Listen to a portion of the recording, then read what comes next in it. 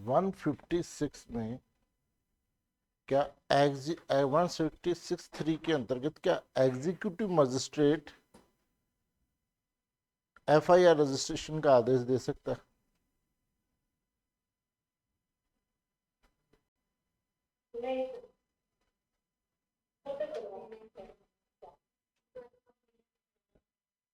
बिल्कुल, लिख लीजिए, किसका नाम लिखिए, नमन सिंह, नमन सिंह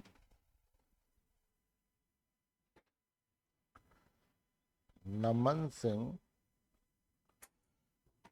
वर्सेज नमन प्रताप सिंह उर्फ नमन सिंह उर्फ नमन प्रताप सिंह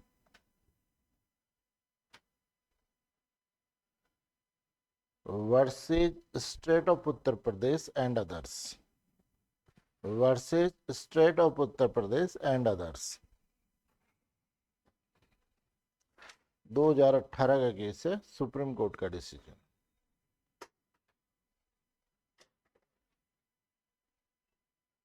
इस केस में सुप्रीम कोर्ट ने ये कहा कि एग्जीक्यूटिव मजिस्ट्रेट सेक्शन 156(3) में एग्जीक्यूटिव मजिस्ट्रेट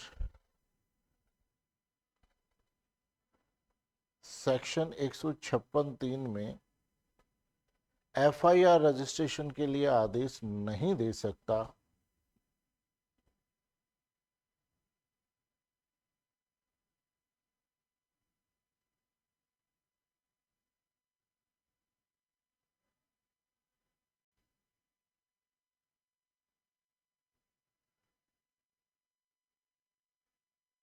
वह केवल जुडिशियल मजिस्ट्रेट को कंप्लेंट या परिवाद कर सकता है, जुडिशियल मजिस्ट्रेट को कंप्लेंट या परिवाद कर सकता है।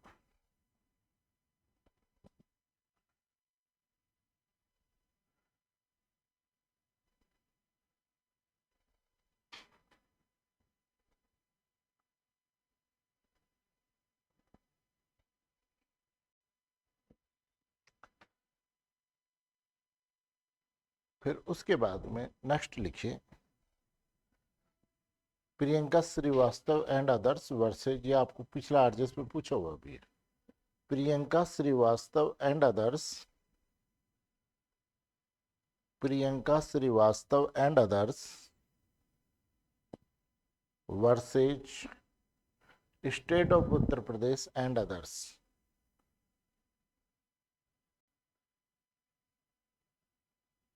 To 2015 Supreme court.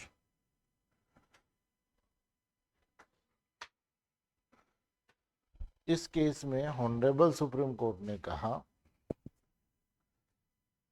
कि सेक्शन 156(3) में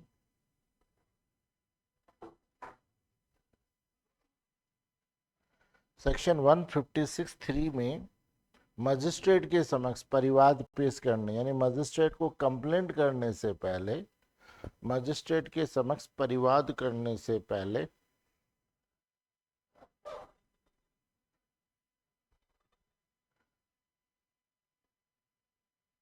सेक्शन 154(3) की कंप्लायंस या अनुपालना होना मैंडेटरी है।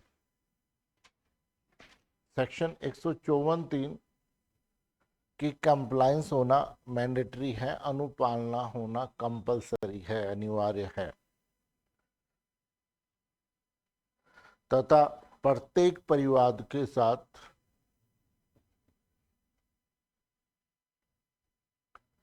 परिवाद के सत्य होने का शपथ पत्र संलग्न होगा, है ना, एनक्लोजर विथ एफिडेविट, है ना।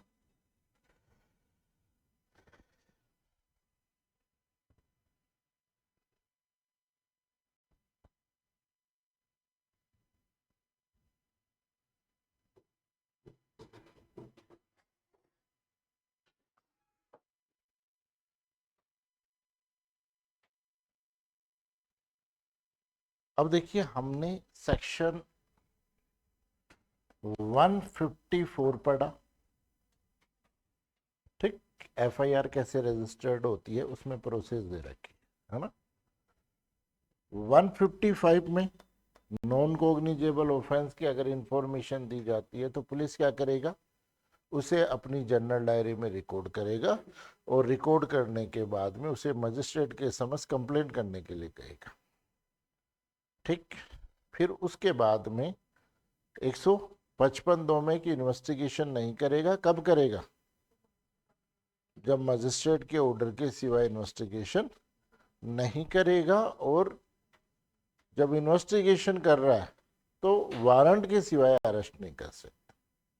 और उसके बाद में तीसरी लास्ट बात की जहां एक से अधिक अपराध है और उनमें कोई अपराध अगर सिंगल अपराध भी कॉग्निजेबल है तो पूरा मामला क्या माना जाएगा, कॉग्निजेबल ऑफेंस माना जाएगा। आगे बात, फिर 156(3) में सब 156 पढ़ा हमने। 156 में 3 पॉइंट है। पहला पॉइंट ये कह रहा है कि जो भी इन्वेस्टिगेशन ऑफिसर है वो मजिस्ट्रेट के आदेश से या बिना इंफॉर्मेशन के क्या कर सकता है, कॉग्निजेबल ऑफेंस में इन्वेस्टिगेशन शुरू कर सकता है। सेकंड ये कह रहा है कि अगर कोई प्राधिकृत नहीं है तो इस आधार पर उसका इन्वेस्टिगेशन इलीगल नहीं हो जाएगा। इसका मैंने कल आपको एग्जांपल दिया था। फिर 156 में मजिस्ट्रेट क्या करता है, पुलिस को एफआईआर रजिस्टर्ड करके इन्वेस्टिगेशन का ऑर्डर करता है। किसमें, 156(3) में। और 202 में भी इन्वेस्टिगेशन का ऑर्डर होता है वहां, लेकिन एफआईआर रजिस्ट्रेशन का आदेश नहीं होता, केवल इन्वेस्टिगेशन का ऑर्डर होता है। फिर उसके बाद में हमने 157 पढ़ा कि 157 में क्या है, इन्वेस्टिगेशन स्टार्ट होता है तो इन्वेस्टिगेशन ऑफिसर घटनास्थल पर जाएगा, जो भी मामले के परिस्थितियों से परिचित व्यक्ति हैं उनसे बात करेगा, अक्यूज है तो उनको अरेस्ट करेगा। ये मौके की कार्रवाई होगी। आगे बात समझ में वहां का। और अगर मजिस्ट्रेट को जाना जरूरी नहीं है कि अगर कंप्लेंट क्या है, गंभीर नहीं है और नामजद है तो उसे जाने की जरूरत नहीं है। और अगर इन्वेस्टिगेशन ऑफिसर इन्वेस्टिगेशन करने से क्या कर सकता है, मना भी कर सकता है। और अगर मना करता है तो उसके कारण बताएगा और कंप्लेनेंट को इस बात की इंफॉर्मेशन करेगा कि भाई मैं इस मामले में इन्वेस्टिगेशन नहीं कर रहा, मैं मेरी क्लोजर रिपोर्ट दूंगा और आपको जचे जो कर लो। ठीक है। फिर 158 में कि जो रिपोर्ट भेजी जाएगी, रिपोर्ट का मतलब एफआईआर रजिस्टर्ड होती है, उसकी एक कॉपी किसको भेजी जाती है ना, जैसे ही रजिस्टर हो जाती है as soon as possible time किसको भेजी जाती है, मजिस्ट्रेट को भेजी जाती है। और किसके द्वारा, सुपेरियर ऑफिसर के। ध्यान रखना एसपी डीआईजी, अगर आईजी भी लिखा हुआ है ना तो भी आपको वर्ड क्या पकड़ना है, सुपेरियर ऑफिसर ही लिखना है। उसके माध्यम से क्या की जाएगी, भेजी जाएगी। फिर उसके बाद में 159 में इन्वेस्टिगेशन को कंट्रोल करने की बात कही गई है कि पुलिस अधिकारी इन्वेस्टिगेशन को क्या करता है, वो मजिस्ट्रेट पुलिस के इन्वेस्टिगेशन को क्या कर सकता है, सुपरविजन कर सकता है और इन्वेस्टिगेशन के लिए डायरेक्शन दे सकता है, लेकिन पॉजिटिव डायरेक्शन ही देगा, नेगेटिव डायरेक्शन नहीं दे सकता। केस का नाम लिख लीजिए, Sakiri Vasu versus state of Uttar Pradesh. Sakiri Vasu versus state of UP, Uttar Pradesh, 2007 supreme court, 2007 supreme court.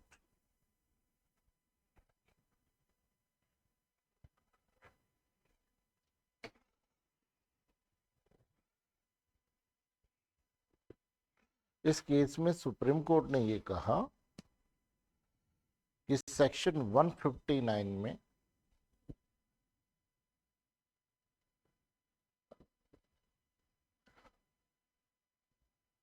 Magistrate police के इन्वेस्टिगेशन का सुपरविजन कर सकता है।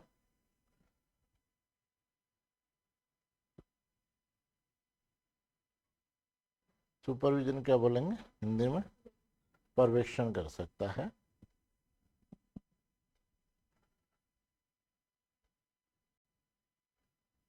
और इन्वेस्टिगेशन के लिए निर्देश दे सकता है, डायरेक्शन दे सकता है, इन्वेस्टिगेशन के लिए निर्देश दे सकता है,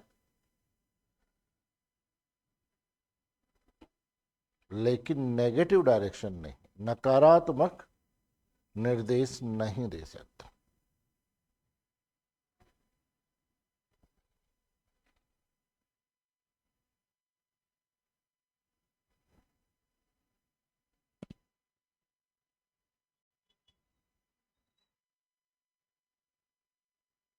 ठीक है। फिर उसके बाद में 160 हमने पढ़ा। 160 में क्या दे रखा है कि भाई जो भी मामले से परिचित है उन व्यक्तियों को, फैक्ट और परिस्थिति और जानकारी रखते हैं, उन व्यक्तियों को पुलिस अधिकारी क्या करता है, नोटिस दे करके बुलवाता है। लेकिन अगर महिला है, पुरुष है जो 15 साल से ज्यादा कम का और 65 साल से अधिक आयु का है, या कौन है, बस मेंटली और फिजिकली, है ना, असक्षम व्यक्ति है, तो उसके लिए मजिस्ट्रेट क्या करेगा, वहीं जाकर के उसके स्टेटमेंट रिकॉर्ड करेगा। क्लियर है। फिर उसके बाद में 161 में जब वो आ जाता है तो उनकी मौखिक एग्जामिनेशन करता है। जिस व्यक्ति की मौखिक एग्जामिनेशन कर रहा है उसकी ड्यूटी है कि पुलिस को सब कुछ सच सच बताए, केवल वो बात को छोड़कर जो उसे अपराध में फंसाती है। और जैसे जैसे उसका स्टेटमेंट बोलता है वैसे वैसे स्टेटमेंट को क्या करेगा, रिकॉर्ड करेगा। एग्जामिनेशन को क्या करेगा, रिकॉर्ड करेगा। अक्यूज की एग्जामिनेशन भी कहीं होती है, सेक्शन 161 में ही होती है। ठीक है। फिर उसके बाद में 162 में 161 में लिए गए स्टेटमेंट की एविडेंशियल वैल्यू दी है कि पहली चीज तो जो भी स्टेटमेंट मजिस्ट्रेट पुलिस लेगी उस पर पुलिस जैसे मजिस्ट्रेट के सामने होते हैं उन पर साइन होना जरूरी होता है, लेकिन इस पर साइन नहीं है, तो साइन नहीं लेंगे। और दूसरा इसका यूज क्या कर सकते हैं, तो अगर जो व्यक्ति ने विटनेस दिया है उसके कोरोबरेशन में या उसका खंडन करने के लिए हम क्या कर सकते हैं, उनके स्टेटमेंट को हम यूज कर सकते हैं। फिर 163 में ये कह रहा है कि कोई भी स्टेटमेंट पुलिस वाला ले रहा है तो किसी प्रकार की धमकी, उत्प्रेरणा और वचन नहीं देगा, किसी प्रकार का उसे कोरेशन नहीं करेगा। फिर आता है 164। अब 164 में स्टेटमेंट रिकॉर्ड, दो चीजें होती है, एक तो कन्फेस रिकॉर्ड होता है 161 के 1 से लेकर 4 तक में स्टेटमेंट रिकॉर्ड होता है, और 164 के 5 और 5A में स्टेटमेंट रिकॉर्ड होता है, कथन रिकॉर्ड होता है। ठीक। जो कन्फेस होती है वो ऑन ऑथ नहीं होती है, शपथ पर नहीं होती है।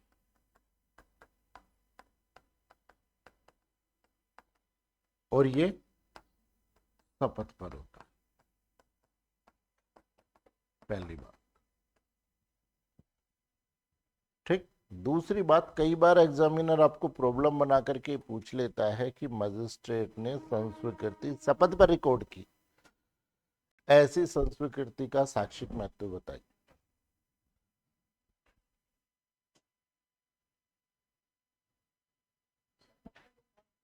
हाँ, मजिस्ट्रेट ने कन्फेशन को ऑन ऑथ रिकॉर्ड कर लिया तो ऐसी कन्फेस इलीगल होती है, अवैध होती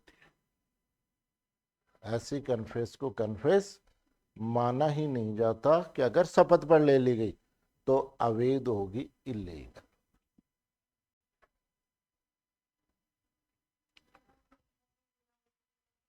कितनी इच्छा से दे रहा हो, लेकिन अगर प्रोसीजर जहां फॉलो नहीं होती वहां पर, तो इसलिए अगर आपसे पूछ ले एग्जामिनर प्रॉब्लम बना करके कि मजिस्ट्रेट ने शपथ पर स्टेटमेंट रिकॉर्ड कर लिया, तो अब सबसे पहली बात करते हैं हम कन्फेस की। तो कन्फेस कौन ले सकता है, जुडिशियल मजिस्ट्रेट या metropolitan magistrate. Executive magistrate confess record नहीं कर सकता। ठीक। कोई भी व्यक्ति ध्यान रखना, ड्यूरिंग इन्वेस्टिगेशन। कन्फेस कहाँ दी जाती है? During investigation. समझ में आ रही कि भाई अभी चार्जशीट तो कोर्ट में आई नहीं, केवल इन्वेस्टिगेशन चल रहा है, पुलिस वाले ने उसे बुलाया, वो कहा भाई क्या किया, वो कहा साहब मैंने ये अपराध किया। वो कहा ठीक है, मजिस्ट्रेट के सामने कहोगे? बिल्कुल कहेंगे। तो फिर उसको मजिस्ट्रेट के सामने ले जाकर के पेश किया जाता है और उससे ये कहा जाता है मजिस्ट्रेट से सब ये 164 में अपनी कन्फेस रिकॉर्ड करवाना चाहता है। ठीक, मजिस्ट्रेट कन्फेस रिकॉर्ड कर लेगा? नहीं करेगा। आगे बात समझ, यानी तुरंत अगर मजिस्ट्रेट कन्फेस रिकॉर्ड करता है तो ऐसी रिकॉर्ड कन्फेस संदिग्ध यानी एम्बिगुअस और डाउटफुल होती है, संदेहास्पद होती है, संदिग्ध और संदेहास्पद होती है। इसलिए एक केस आया था, केस का नाम था कौन सा? Sankaria versus state of Rajasthan. Sankaria versus state of Rajasthan.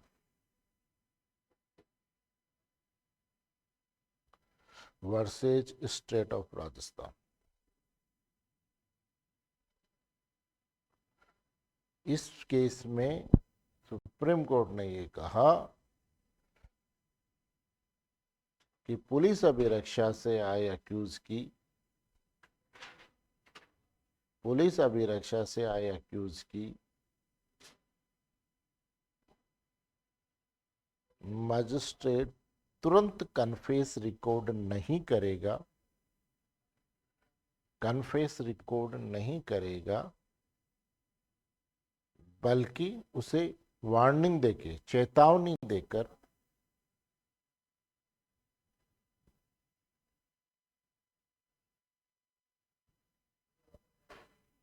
कम से कम 24 घंटे के लिए जुडिशियल कस्टडी में भेज दे। कम से कम 24 घंटे। इस केस में 2 दिन भेजा था ना, लेकिन सुप्रीम कोर्ट ने कहा 2 दिन नहीं है, 24 घंटे है ना, भेजना देगा और उसके बाद ही कन्फेस रिकॉर्ड करेगा, और उसके बाद ही कन्फेस रिकॉर्ड करेगा।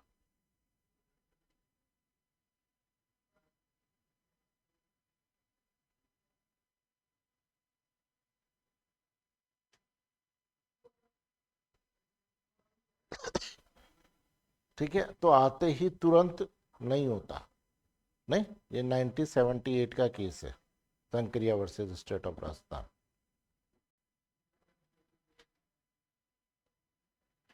है ना।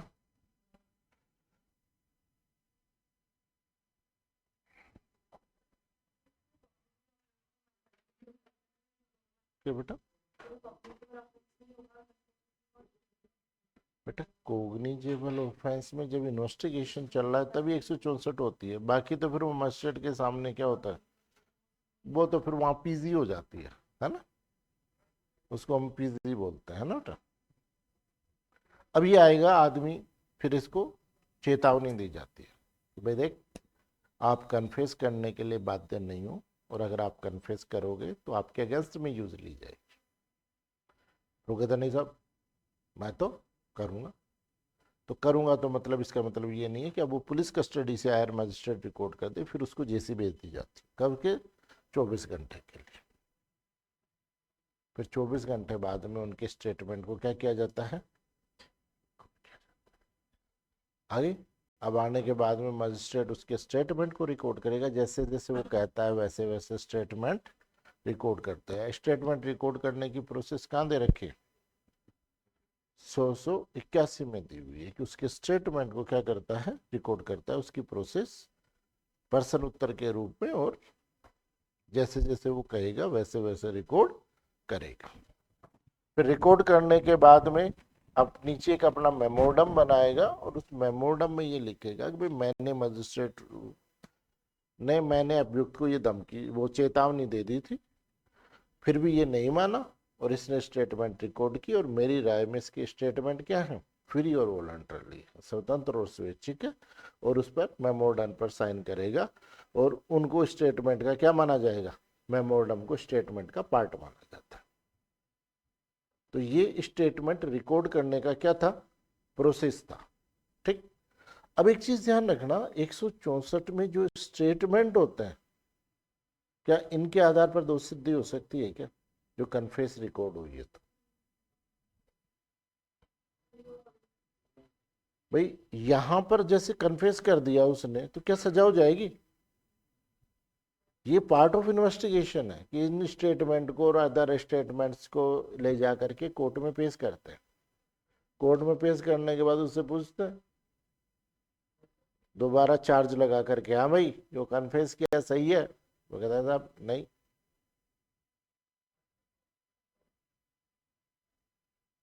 क्या है? नहीं है। तो इसको बोलते हैं मुकरी हुई संस्वीकृति है। क्या बोलते हैं?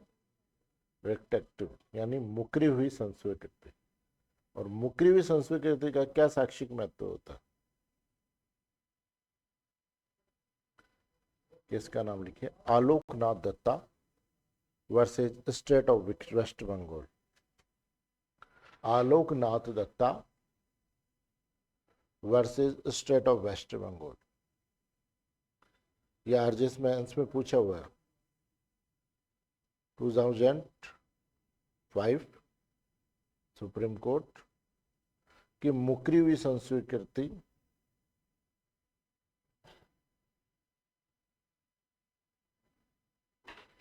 एक कमजोर प्रकृति का साक्ष्य है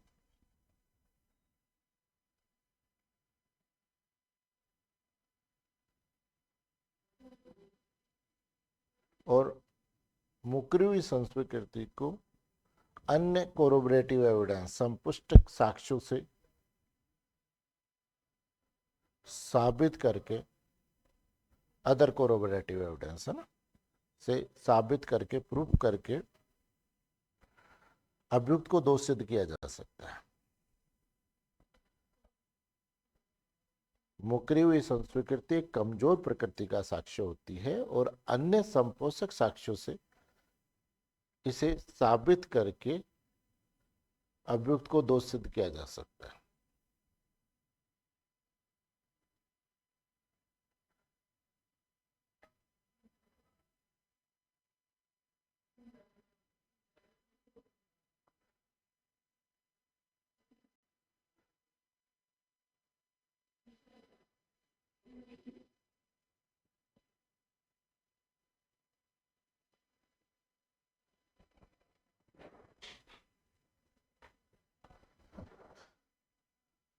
हो गया स्टेटमेंट रिकॉर्ड।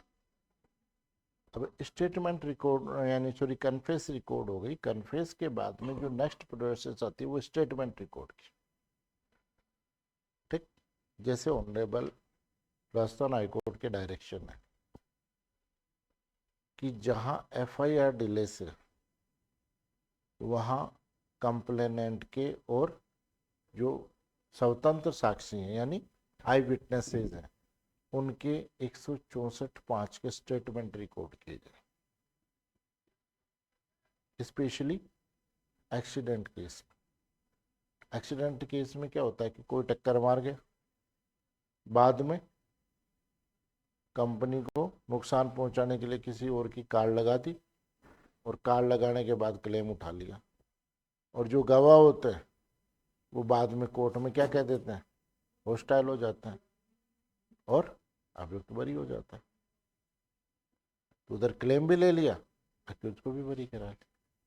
तो ऐसी सिचुएशन में ऑनरेबल हाईकोर्ट ने डायरेक्शन जारी की और उन्होंने ये कहा कि जहां एक्सीडेंट हुआ है और तुरंत एफआईआर है वहां तो कोई दिक्कत नहीं है, लेकिन एफआईआर डिले से इसका मतलब ज्यादातर सावला सेट है, इसलिए कंप्लेनेंट के और आई विटनेस के 164 के स्टेटमेंट क्या किए जाएं, रिकॉर्ड किए जाना मैंडेटरी है, ताकि फिर बाद में अगर वो झूठ बोले, हॉस्टाइल हो, तो 193 की कार्रवाई की जा सके उनके खिलाफ, 193 आईपीसी में उनके खिलाफ प्रोसीडिंग की जा सकती है ना। बाकी जैसे पहले जो भी केस थे, कौन से सेक्सुअल अपराधों से संबंधित जो भी मामले हैं, इन मामलों के अंतर्गत भी एफआईआर रजिस्ट्रेशन के बाद में 164 के स्टेटमेंट अब मैंडेटरी हो गए। पहले जैसे लड़का लड़की भाग गए, बाद में उनको पकड़ लिया पुलिस ने, फिर लड़की कहती है कि साहब मैं तो इससे प्यार करती हूँ, शादी करती हूँ, ये करती हूँ। ठीक है भाई, वो ये साहब मजिस्ट्रेट को बोल दो, क्योंकि हमारे घर वालों ने एफआईआर दर्ज करा रखी है कि बहला फुसला करके ले गए, ये बात आप कहाँ बोलो, मजिस्ट्रेट के यहाँ बोलो। तो 164 के स्टेटमेंट रिकॉर्ड होते थे। आगे बात समझ। और अब जो सेक्सुअल ऑफेंस है उनकी तो 164 फर्स्ट ए में होते हैं, 5 ए में होते हैं, और उनके 164 5 में स्टेटमेंट क्या किए जाते हैं, रिकॉर्ड किए जाते हैं। ठीक है। और ये जो स्टेटमेंट होते हैं वो किस पर होते हैं, शपथ पर होते हैं। तो 5 में और 5 ए में, 5 ए में वो दे रखा है 354 A B C D, 376 A B B C D D A D B और ई, और 509 के दिन कोई भी एफआईआर रजिस्टर्ड होती है तो उनमें अक्यूज के क्या करा वो, सॉरी कंप्लेनेंट के 100, कंप्लेनेंट का जो पीड़िता है, विक्टिम है, उसके स्टेटमेंट को क्या किया जाता है, रिकॉर्ड किया जाता है। ठीक है। ये 164 5 और 5 ए, 164 के स्टेटमेंट ऑन ऑथ होते हैं। फिर इन्होंने कहा कि अगर कोई व्यक्ति निशक्त जिसके विरुद्ध सेक्सुअल ऑफेंस हुआ है, मानसिक या शारीरिक रूप से है, तो उसकी एग्जामिनेशन की जाएगी। 100 स्टेटमेंट जो 164 5 में जो स्टेटमेंट लिखे गए हैं, उन स्टेटमेंटों को ऐसे यूज किया जाएगा जैसे कि वो एग्जामिनेशन इन चीफ है, और बाद में ड्यूरिंग ट्रायल केवल क्रॉस होगी, चीफ होना जरूरी नहीं। फिर क्या होता है, एक चीज समझना कि ये जो 164 के स्टेटमेंट होता है, ये जुडिक्शन का मजिस्ट्रेट कभी रिकॉर्ड नहीं करता। क्यों नहीं करता? कि भाई मैं ही स्टेटमेंट रिकॉर्ड कर रहा हूँ, ट्रायल का इन्वेस्टिगेशन का पार्ट हो गया और मैं ही ट्रायल करूंगा। तो कहने का मतलब नेचुरल जस्टिस का वॉयलेशन हुआ कि नहीं हुआ, कि कोई व्यक्ति अपने मामले का न्यायाधीश नहीं हो सकता। इसलिए जो भी होता है वो स्टेटमेंट रिकॉर्ड करता है और उसकी कॉपी किसको भेज देते हैं, जो जुडिक्शन का मजिस्ट्रेट है उसको भेज दी जाती है। फिर आता है 164 ए, आजकल बहुत पूछा जा रहा है। 164 और 53 ए कि रेप के मामलों में विक्टिम और अभियुक्त की मेडिकल एग्जामिनेशन से संबंधित प्रावधान बताएं। आजकल हाँ सर एक छोटी सी बात पूछनी थी। हाँ अभी आपने जैसे बताया कि ये जुरिडिक्शन ना हो वो मजिस्ट्रेट इसको रिकॉर्ड करेगा, हाँ आपने ऐसे बताया। तो हाँ, सर बेसिकली अपने पोस्ट क्लोज में इसे लिखना चाहिए अधिकारिता हो या ना हो? मैं यही कह रहा हूँ, प्रैक्टिकली बता रहा हूँ आपको, जी सर। है ना। अब देखो, ये सेक्शन 164 ए और 53 ए बहुत पूछा जाता है आजकल कि रेप के मामलों में पीड़िता और अक्यूज के मेडिकल एग्जामिनेशन से संबंधित प्रावधान को बताइए।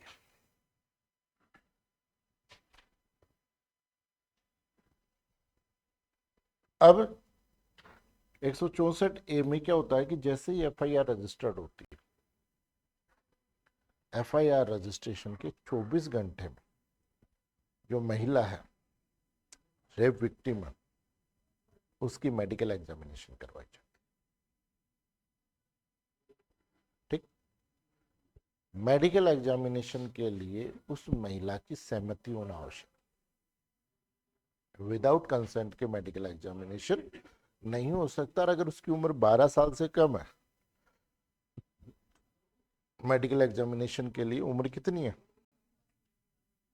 तो उसके संरक्षक की सहमति से उसका क्या होगा, मेडिकल एग्जामिनेशन होगा। अदरवाइज मेडिकल एग्जामिनेशन नहीं। फिर उसके बाद में जो सेकंड चीज होती थी, ठीक, कि कौन करेगा, तो वो का राज्य सरकार द्वारा जो सरकारी चिकित्सक है या प्राधिकृत चिकित्सक है उसी के द्वारा मेडिकल एग्जामिनेशन कराया जाएगा। और अगर वो नहीं है तो अन्य रजिस्टर्ड मेडिकल एग्जामिनर के पास में उसका एग्जामिनेशन करवाया जाएगा। ठीक है। मेडिकल एग्जामिनेशन पहले जो रेप का होता था उसकी जो टेस्ट का क्राइटेरिया था वो था two finger test. Two finger test होता था। अब आप जैसे रेप की डेफिनेशन पढ़ो तो पहले जो रेप की डेफिनेशन था उसमें ये कहता था कि केवल प्रवेशन पर्याप्त है। अब इन्होंने कहा कि परिवेशन पर्याप्त नहीं है, अगर कोई चीज भी आपने टच की है तो रेप की कैटेगरी, आपने उंगली भी टच की है तो भी रेप की कैटेगरी में आता है। तो कहने का मतलब अगर टू फिंगर टेस्ट को हम परमिट करें, एक रेप तो हो गया, ये दूसरा रेप। तो केस का नाम लिखिए Lillu versus state of Haryana, 2012 है, 2012 supreme court, Lillu versus state of.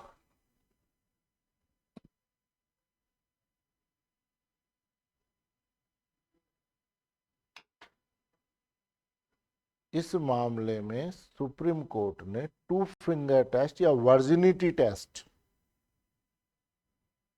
Virginity test या टू फिंगर टेस्ट को असंवैधानिक घोषित कर दिया, अनकॉन्स्टिट्यूशनल डिक्लेयर कर दिया।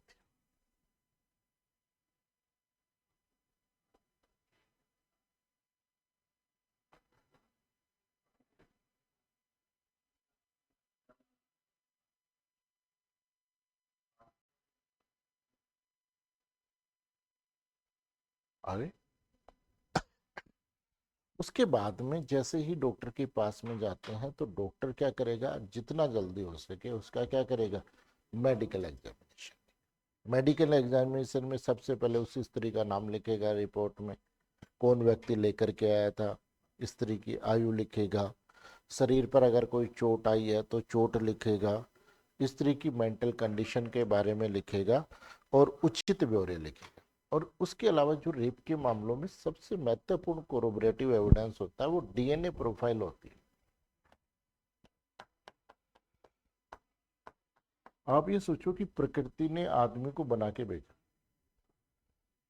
और प्रकृति ने अरबों लोगों को निर्माण किया, किसी के फिंगरप्रिंट मैच नहीं करते।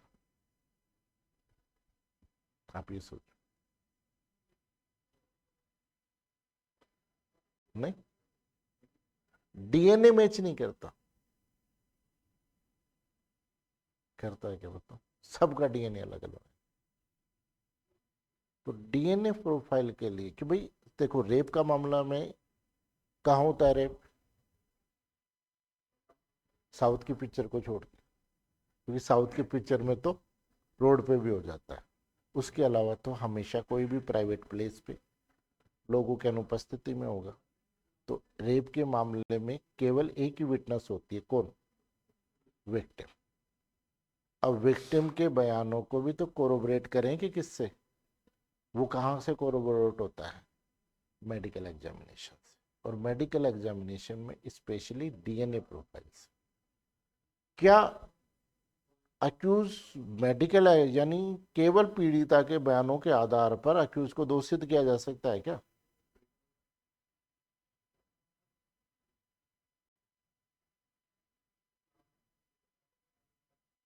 किया जा सकता है क्या?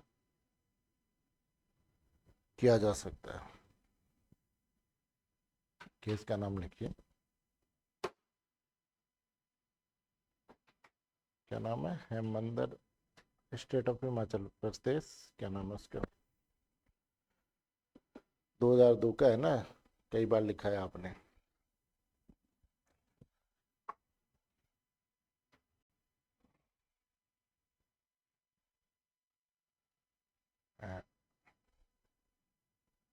नाम ही निकल गया। चलो कोई नहीं, बाद में कल लिख लेंगे, है ना।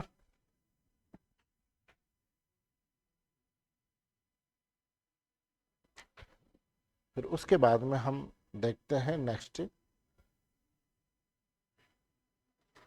धर्म, हेमेंद्र, हेमेंद्र नहीं था, दरी है कुछ,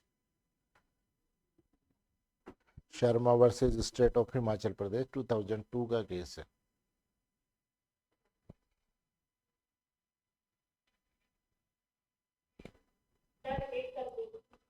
अभी वो नाम थोड़ा सा कंफ्यूज हो रहा है बेटा, कल लिखवा दूंगा मैं आपको, है ना। हाँ लिख लीजिए। है, कल लिखवा दूंगा मैं आपको।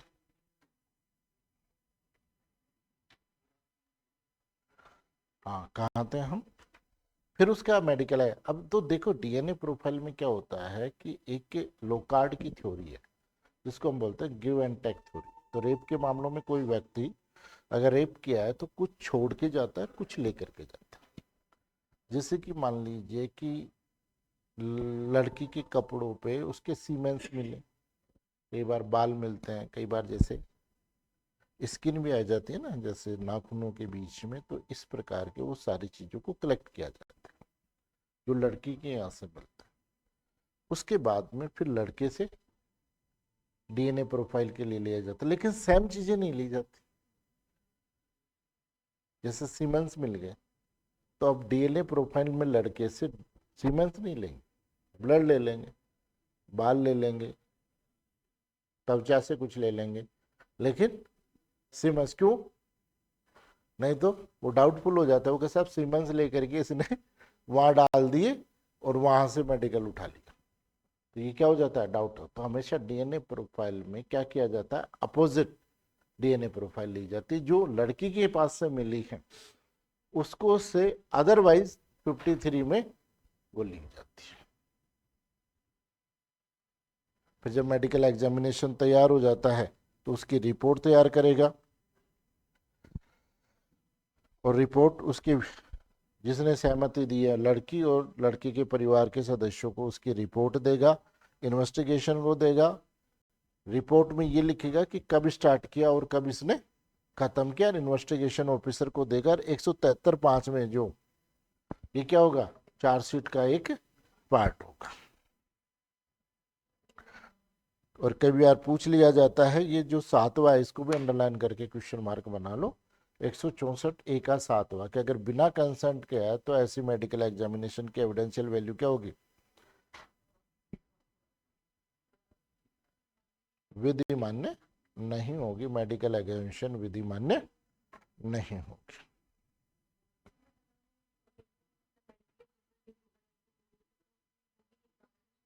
नहीं उसके संरक्षक दे सकते ना बेटा, वहां कंसेंट। बेटा जहां मेडिकल एग्जामिनेशन में अनसाउंड माइंड है वहां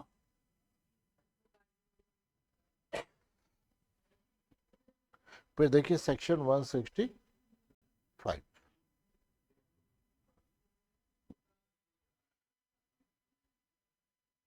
अब देखिए एफआईआर रजिस्टर्ड हो गई, समझना। ये घर है और इस घर में मान लीजिए दारू रखी, शराब रखी,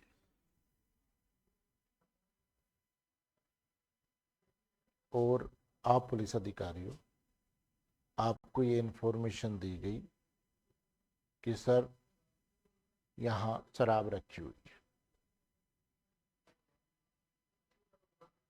ठीक। अब उस सूचना को एफआईआर मानेंगे क्या? नहीं मानेंगे। भाई पुलिस को दी गई इंफॉर्मेशन एफआईआर थोड़ी हो गई। अब पुलिस अधिकारी इस घर में घुस करके और ये शराब जब्त करना चाहता है तो डायरेक्टली जब्त कर देगा क्या? तो इसके लिए सर्च वारंट की जरूरत होती है। कोई ये कहे कि साहब चोरी का सामान रखा हुआ है उसके घर पे, तो ठीक है भाई चोरी का, लेकिन अब आप पुलिस ये थोड़ी डायरेक्ट उसके घर में घुस जाएगी बिना एफआईआर के। भाई चोरी का सामान रखा हुआ है, उसके लिए 94 में सर्च वारंट लेगा और फिर अंदर जा करके सर्च करके उस चीज को क्या करेगा, जब्त करेगा। किसी के घर में बिना एफआईआर के डायरेक्ट घुसना, बिना सर्च वारंट के नहीं घुस सकते। लेकिन इन्वेस्टिगेशन में एफआईआर रजिस्टर्ड हो गई और एफआईआर के बाद में पुलिस अधिकारी को यह पता चलता है कि इसके घर में चुराई हुई संपत्ति रखी हुई है, तो पुलिस अधिकारी को सर्च वारंट की जरूरत है क्या? तो पुलिस अधिकारी सीधा क्या कर सकता है, उसके घर में घुस करके और सर्च कर सकता है बिना सर्च वारंट के। लेकिन कब? After FIR. अगर आफ्टर एफआईआर सर्च होता है तो उसमें कौन सी धारा लगती है? 165। जब एफआईआर रजिस्टर्ड है, पुलिस इन्वेस्टिगेशन कर रहा है और उससे संबंधित इन्वेस्टिगेशन से संबंधित कोई भी डॉक्यूमेंट्स, कोई भी चीज किसी के घर में रखी है, तो पुलिस अधिकारी को सर्च वारंट के बिना भी घुस सकता है और किसी को प्राधिकृत भी कर सकता है सर्च करने के लिए। लेकिन एफआईआर से पहले अगर सर्च करवाना है तो 93 और 94 में क्या करना पड़ता है? सर्च वारंट लेना। समझ गए दोनों का फर्क कि कब सर्च वारंट से सर्च होगा और 165 का सर्च कब होता है? 165 में ये पावर किसके पास है? केवल आयु के पास में, इन्वेस्टिगेशन ऑफिसर। अब मान लो इन्वेस्टिगेशन ऑफिसर को ये सूचना मिलती है कि भाई मेरे को जो मोटरसाइकिल चोरी हुई है मेरे मुकदमे में वांछित है, हरियाणा में सचिन के घर पे रखी है, तो मैं यहां से जाऊंगा तब तक तो गायब कर देंगे कि नहीं? तो मैं वहां इन्फॉर्म करके और उसे प्राधिकृत कर सकता हूं कि आप जाके उसको जब्त करो, बाकी फिर मैं आकर के प्रोसीडिंग कर लूंगा। तो खुद भी कर सकता है, अन्य को भी। लेकिन आफ्टर इन्वेस्टिगेशन, ड्यूरिंग इन्वेस्टिगेशन तो कहाँ होती है? 165 में। और बिफोर जो भी होती है वो फिर सर्च वारंट से होती है। कहाँ पर? 93 और 94 में आपको क्या करना पड़ता है? सर्च वारंट लेना। दोनों का अंतर समझ में आ गया?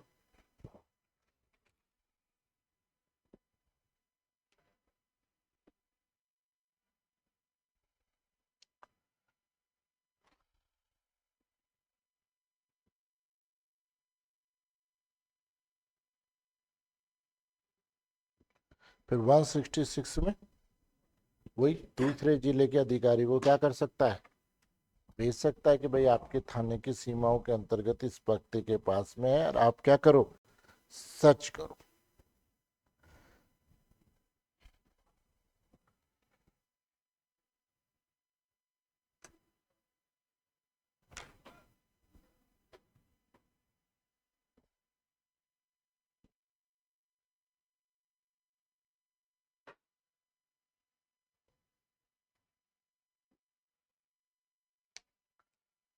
फिर 166 AR जिस मेंस में पूछा हुआ है? इस बार भी आया था क्या? इसमें भी आया था। तो 166 ट्रेड में है कि भाई 166 में क्या है भाई, जो 2018 का था वो प्रॉब्लम बना करके पूछा था कि ए इन्वेस्टिगेशन ऑफिसर को बाहर से बी का एविडेंस रिकॉर्ड करना है, तो वो क्या करेगा, क्या प्रोसेस करेगा? तो उसके लिए सेक्शन 166 में ए में क्या दे रखा है? प्रावधान किया गया है कि जो भी इन्वेस्टिगेशन ऑफिसर है या इन्वेस्टिगेशन ऑफिसर से वरिष्ठ अधिकारी है, वो एक लेटर ऑफ रिक्वेस्ट जारी करता है। किसको जारी करेगा? उस देश के या स्थान के न्यायालय या प्राधिकारी को जो कार्रवाई करने में क्या है? सक्षम है। किसको जारी करेगा? जिस देश में उसे क्या करना है?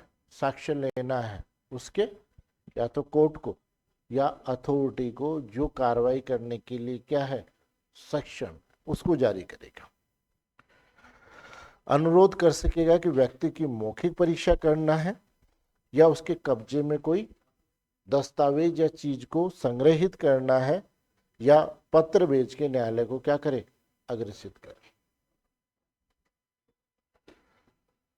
अनुरोध पत्र कैसे भेजा जाएगा? इसके लिए सेंट्रल गवर्नमेंट रूल्स बनाएगी, है ना? तो ये लेटर ऑफ रिक्वेस्ट का बहुत पूछा जाता है 164 एक को, और हो सकता है आपके यहाँ पर भी प्रॉब्लम बना करके पूछ ले। फिर आता है 167। अब इसको समझना ये बड़ा काम है। 167 को समझना बड़ा काम का। देखो, पुलिस ऑफिसर इन्वेस्टिगेशन कर रहा है,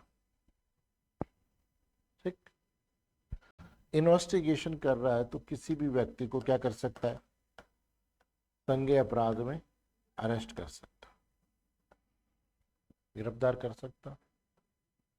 गिरफ्तार करने के बाद अगर वारंट के बिना गिरफ्तार कर रहा है तो सेक्शन 56 क्या कहेगा कि as soon as possible time में मजिस्ट्रेट के यहाँ पर पेश करो।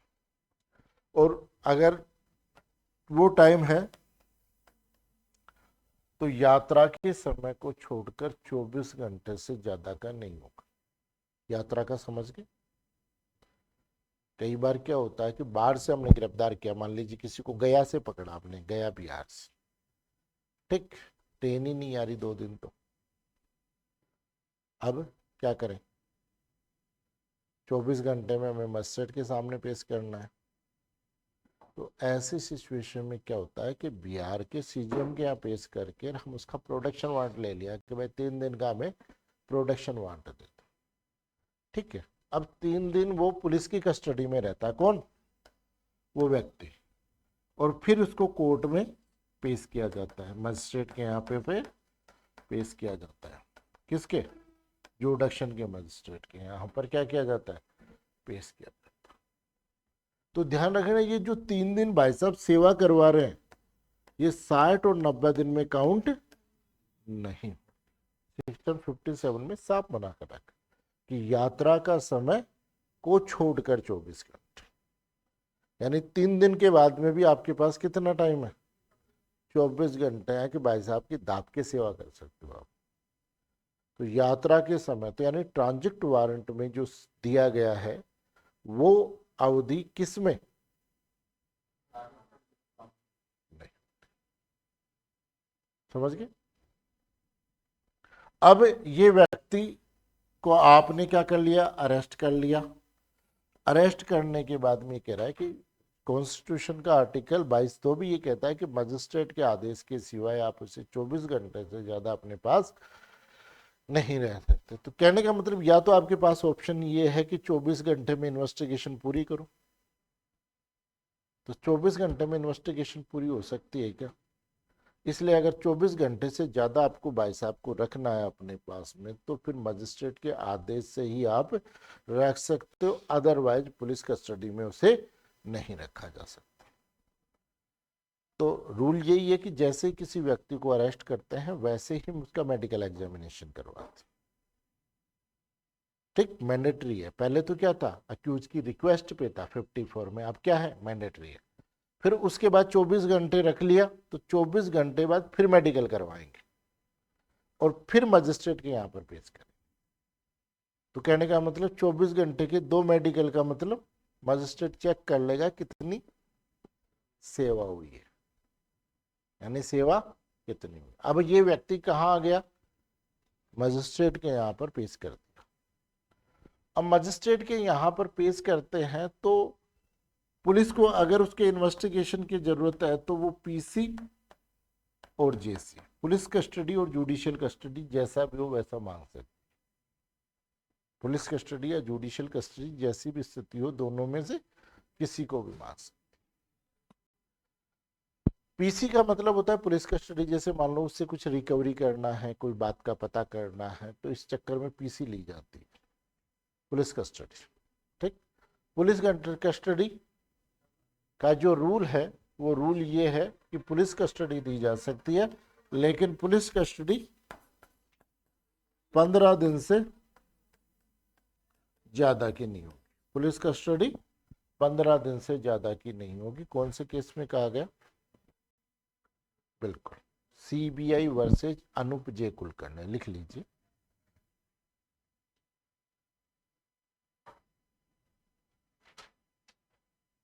कि सेक्शन 167 सीआरपीसी में पुलिस कस्टडी मैक्सिमम 15 दिन की हो सकती है। ये 1994 का केस है, 1994 का है ना। मैक्सिमम कितना,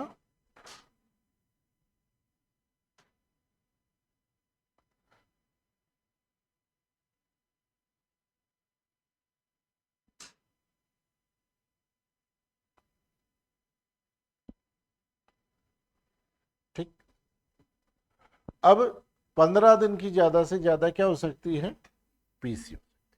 ध्यान रखना, जब भी पीसी का ऑर्डर करता है मजिस्ट्रेट, तो पीसी के ऑर्डर के अगेंस्ट बेल एप्लीकेशन नहीं होती। पीसी के ऑर्डर के अगेंस्ट में बेल एप्लीकेशन नहीं लगती। जब बड़े घर जा रहा है तो फिर घर पे कैसे भेजेंगे, नहीं, अभी तो से खातिरदारी, यानी ससुराल जा रहा है, खातिरदारी होनी है। तो अब ये पीसी, और जब कोर्ट ने जेसी का ऑर्डर कर दिया, किसका, जुडिशियल कस्टडी का, तो जुडिशियल कस्टडी के ऑर्डर के अगेंस्ट में बेल एप्लीकेशन पुट अप होती है। पीसी के ऑर्डर के अगेंस्ट में नहीं होती, पहले ऑर्डर होता है, यानी 15 दिन की जेसी का क्या हो गया, ऑर्डर हो गया। फिर उस जेसी के ऑर्डर के अगेंस्ट में क्या होता है, बेल एप्लीकेशन लगती है कि साहब वहां जाएगा, सरकार का खर्चा करेगा, आदमी बढ़िया, कोई कैमरा रिकॉर्ड नहीं है, घर पे भेज दो, और आप कहोगे तब कोर्ट में आता जाता रहेगा। ठीक है, तो जेसी के ऑर्डर के अगेंस्ट में बेल एप्लीकेशन पुटअप होती है, पीसी के ऑर्डर के अगेंस्ट में बेल एप्लीकेशन नहीं सुनी जाती।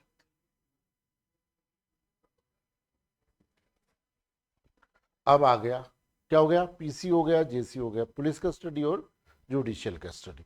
दोनों में से कोई सी भी कस्टडी एक बार में 15 दिन से ज्यादा की नहीं होगी। कितने दिन से, एक बार में मैक्सिमम कितने दिन के लिए हो सकती है, 15, फिर 15 दिन बाद में।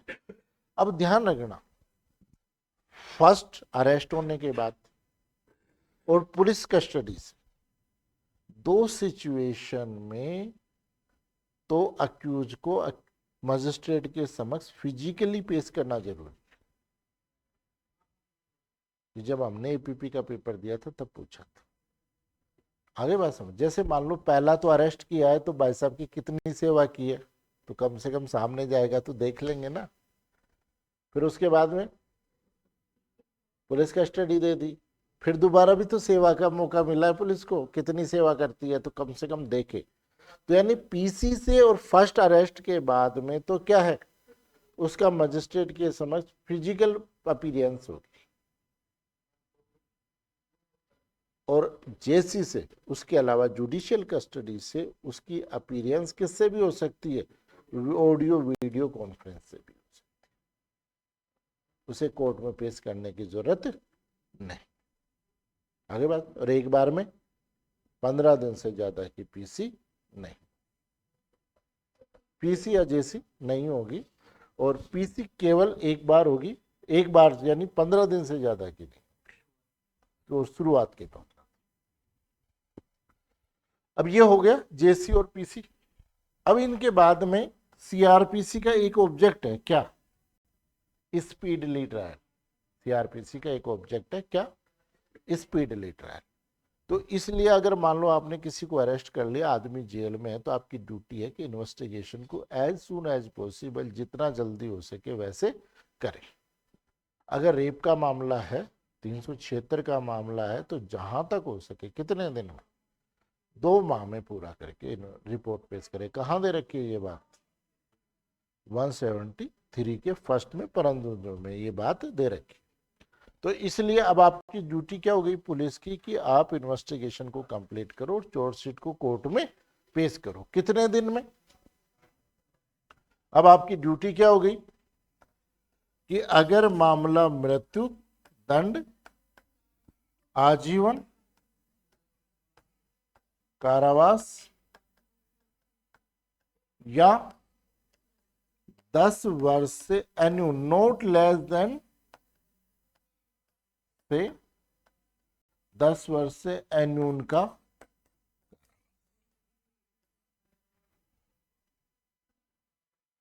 अब जो नई बीएनएसएस बनी है उसमें तो 10 वर्ष और अधिक कर दिया है, लेकिन इसमें क्या वर्ड दे रखा था, नॉट लेस देन 10 ईयर्स। अब इसके इंटरप्रिटेशन की बात की तो बहुत केस है। एक आया राजीव चौधरी वर्सेस स्टेट 2001 में, जिसमें सुप्रीम कोर्ट ने कहा कि 10 years not less than 10 years means 10 years and above, तो अगर 10 वर्ष और 10 वर्ष से अधिक। बाद में फिर Arjun Lal versus state of Rajasthan 2005 में राजस्थान हाईकोर्ट ने भी ये फॉलो किया। लेकिन जो लास्ट में आया वो कौन सा, Rakesh Pal Singh versus state of Assam 2017 supreme court, लिख लीजिए।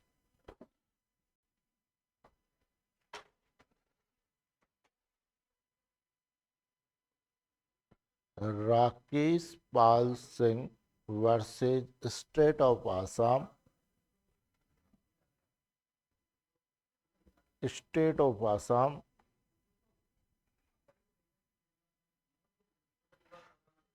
2017 सुप्रीम कोर्ट। लिखिए कि जहां अपराध केवल 10 वर्ष के कारावास से दंडनीय है, केवल 10 वर्ष के कारावास से दंडनीय है,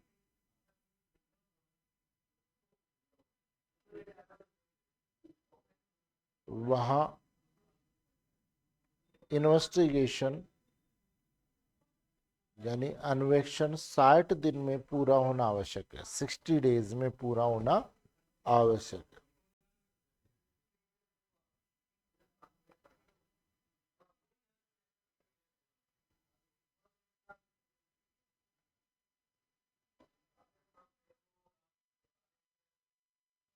और जहां 10 वर्ष के ऑप्शन में है ना, विकल्प में, जिन मामलों में 10 वर्ष के कारावास के विकल्प में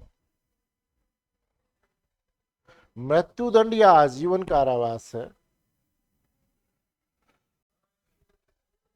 मृत्युदंड और आजीवन कारावास है,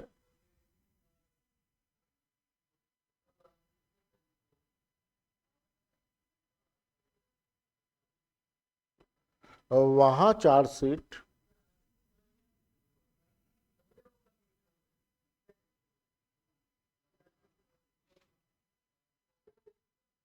90 दिन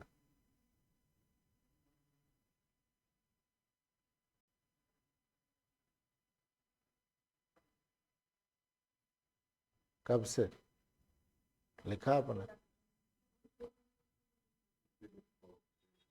90 दिन में मजिस्ट्रेट के समक्ष पेश किए जाने से 90 दिन में पेश हो। लिखना हमेशा एक चीज ध्यान रखना, जहां पीरियड शुरू होता है वो टाइम हमेशा डालना,